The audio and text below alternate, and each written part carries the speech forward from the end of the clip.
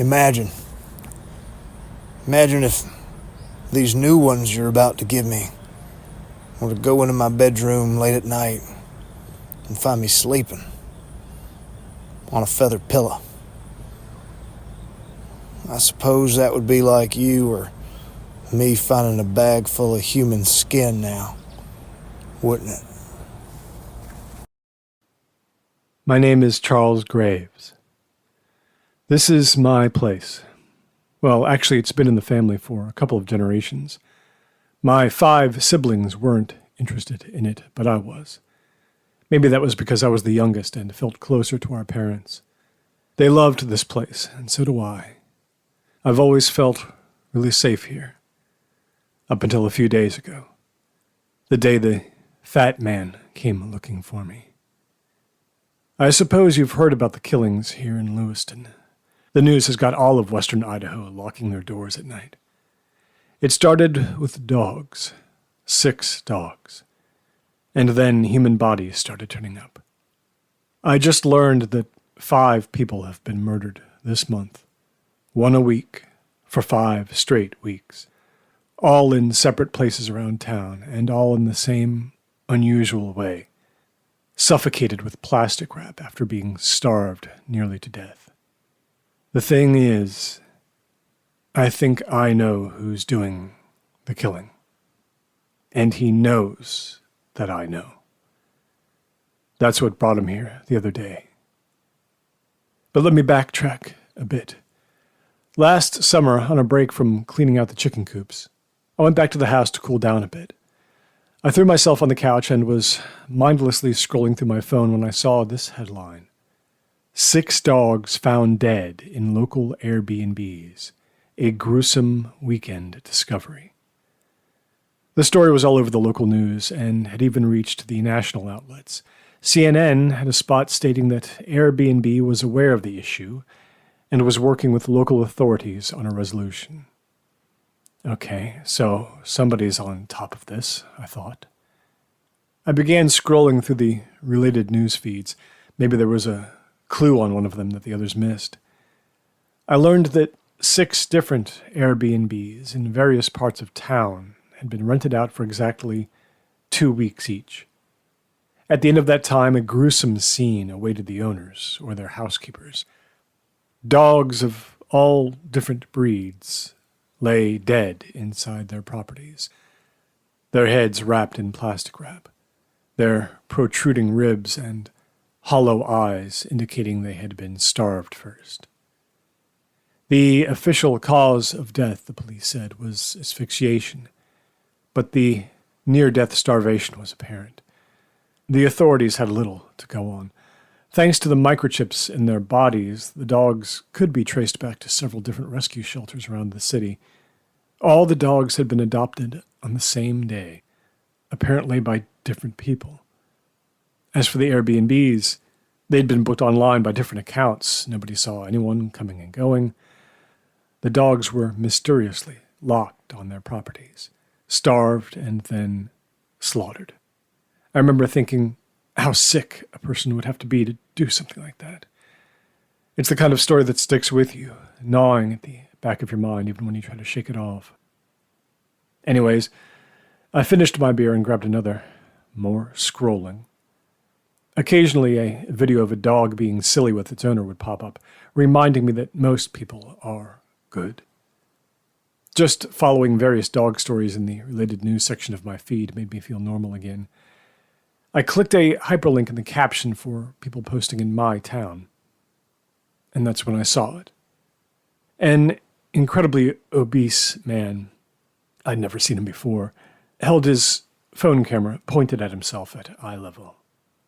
He had a bulbous, bloated head with thinning gray hair above his eyes and an orangish, wiry, full-faced beard below. The camera lens suddenly dropped from his face to a lobster crawling along the floor. The man gargled the air he was breathing and began chuckling. "Who wants a cookie?" he coughed out, laughing harder as he spoke. He jumped backwards, landing full force on the poor lobster, exploding the creature below his feet. I sat up in shock. The video began to loop, and I watched the horrid scene again. I clicked on the comments. Hundreds of other viewers called the man every name in the book. He responded to each of them, like he was looking for an audience to engage. He wrote one word in each response: Lewiston, with a 6 instead of an S. I live in Lewiston. This was getting too creepy. I clicked to report the video, and it disappeared from my screen. I gotta tell you, I didn't sleep very well that night. My dreams kept returning to that hideous scene, but the animal kept changing. Sometimes a cat, sometimes a dog, sometimes a chicken. What I saw angered me. I work with animals. I've been running Charlie's Chicks for years now. I've got a small staff working for me. We pride ourselves on offering more than 24 different breeds of poultry. Folks come from miles around to pick out the perfect birds for their needs. We've even got a policy taped to our door that if one of your chickens dies within a week, we'll replace it, no questions asked. It's our way of standing by what we sell. Most of our customers are good people. They come by, have a chat, pick out their chickens, and head home. Life went along as normal for the next few days. Good people came and good people went. And then the man from the video showed up. He first arrived one afternoon, just as we were closing for the day. I recognized him right away. The lobster stomper had driven up in a rusty red pickup that jostled and jolted along the gravel road to my farm. The truck stopped on the lawn next to one of the chicken coops, and out stepped the man. He was in his late 60s, maybe older, with a bit of a hunch on his back. His big round belly hung over his belt, reaching as low as his thighs and swinging with every step toward me. His clothes looked like they hadn't been washed for weeks. I told him we were about to close for the day. Could he please come back tomorrow? I was somewhat annoyed, somewhat nervous. For regulars, I was happy to assist them and chat after closing hours, but this guy didn't give off the kind of vibe that invited chit-chat. It wasn't that I didn't want to put in the effort. I was actually repulsed by the thought that I would have to. "I promise to be," he said, trailing off. "Quick!" He yelled, happily, like the word had escaped his mind and he had just remembered it. More distinguishing than his clothes was his laugh. It was the same laugh I heard in the video. For such a large, cumbersome man, he laughed with a high, grating pitch, like a little poodle yipping for attention. He giggled to himself, cracking up at his own statement. And then, as if he were embarrassed by this, he covered his face with his hands, beet red beneath the crimson beard, and apologized. "Sorry about that, I get carried away sometimes," he blurted out between giggles. He moved closer, swishing from one side to the other, and didn't stop when he reached what any reasonable person would call a normal social distance.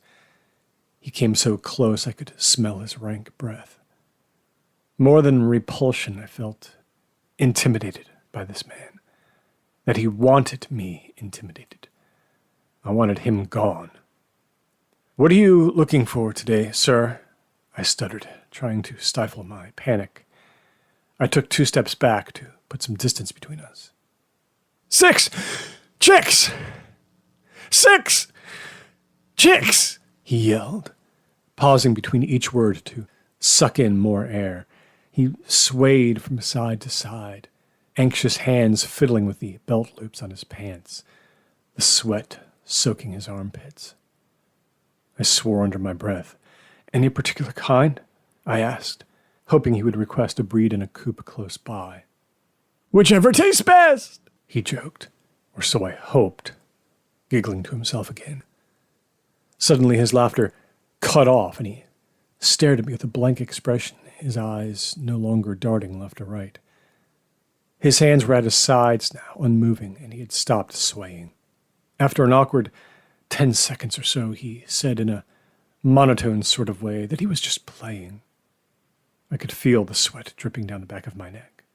"I'm just playing," he said again, breaking into a high-pitched laugh, slapping his thigh with his hand. I showed him around the coops. He took his time, poking at the birds with a fat finger, all the while muttering to himself. When he finally picked out his 6, he turned to me with that odd smile and said, "I sure hope they don't get hungry, break into my house, and eat my cookies." Such a strange thing to say. I asked what he meant by that in case I missed something, but he just said the same thing again, like it was the most sensible thing in the world, and he was surprised that I didn't understand, that it would be bad if the cookies he had in the house, cookies that he loved so much because they were so delicious, should be eaten by these chicks, because then there would be none for him. I didn't know how to respond to that, so I just laughed it off. We found the chicks he wanted, 6 Rhode Island Reds, and I boxed them for him. He snatched the box and emitted another battery of cackles as he headed over to his truck. "I'll put them next to me in the cab." He pulled open the passenger side door, slid the box in, and then hobbled around the front of the truck and stepped up into the driver's side.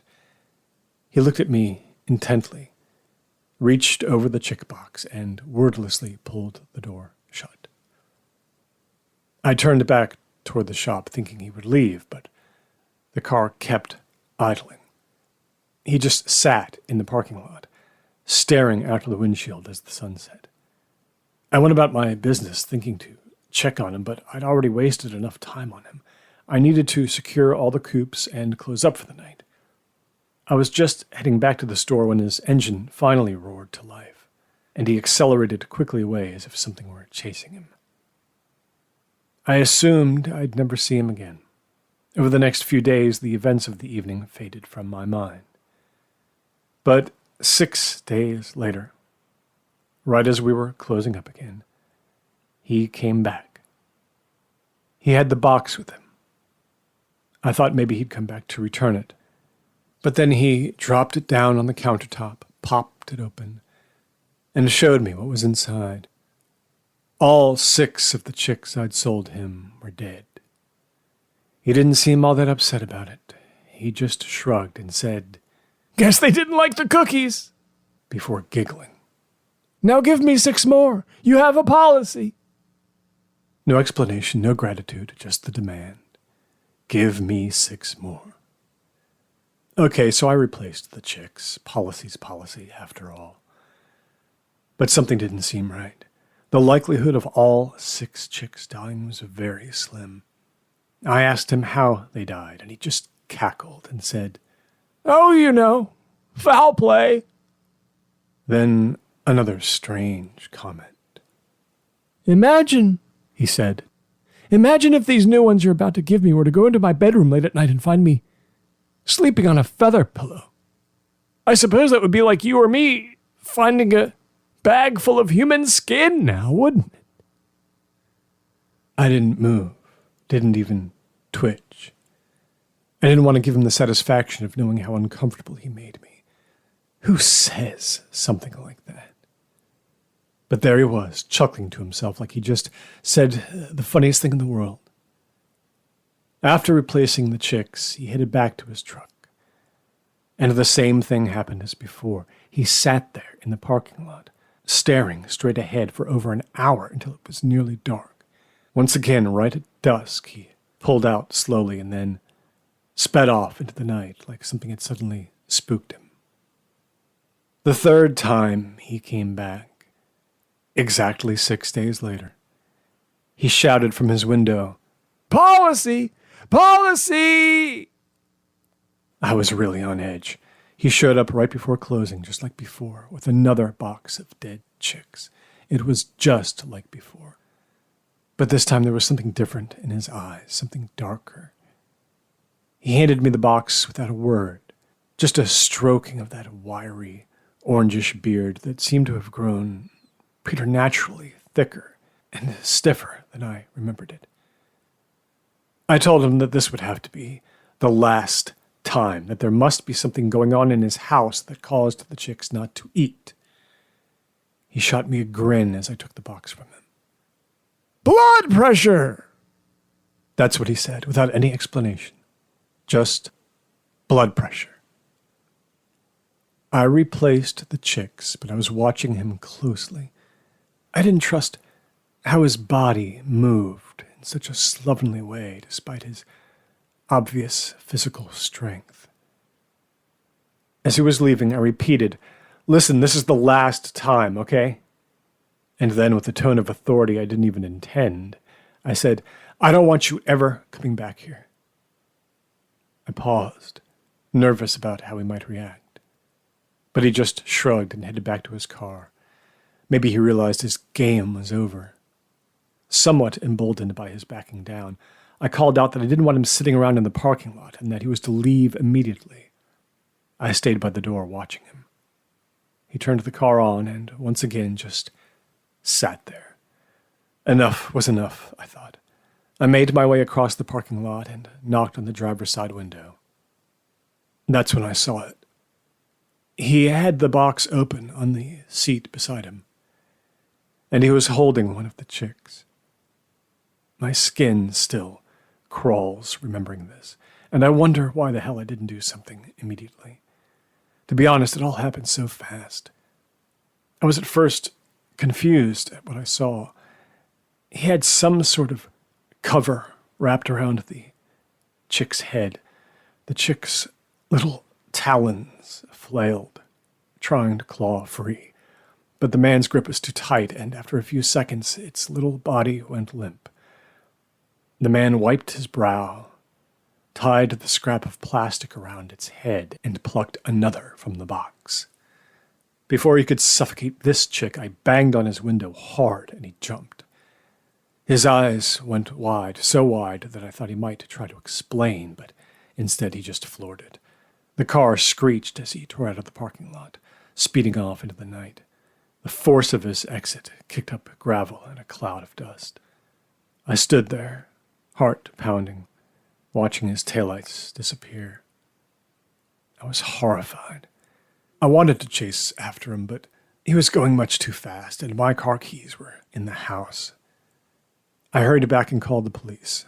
They could do nothing, they said. The wanton killing of animals is a crime, but it would be his word against mine. Moreover, I couldn't recall a license plate number, and he had paid in cash, so there was nothing to trace him. Luckily, he never came back. 6 days later, I worried that he would return, but the day ended without him. So, let's come back to the present. All that happened a year ago. I've never given it any real thought until I saw the damn news article. 5 people suffocated in plastic wrap. All killed within the past 5 weeks, all allowed to starve first. If the story had never made the news, I suppose nothing would have happened to me. But once it did, he would know that at least one person in Lewiston would recognize the details of the crime. And that one person was me. He had his high beams on when he drove up to the house. The brightness obscured my vision of the truck, but I knew it was him, the lobster man. I hesitated to call the police. What was I going to say? That a guy was sitting in his truck outside my house? But then, God, I can't tell you how fear tore through me. I heard a door slam, and then heavy feet on the gravel.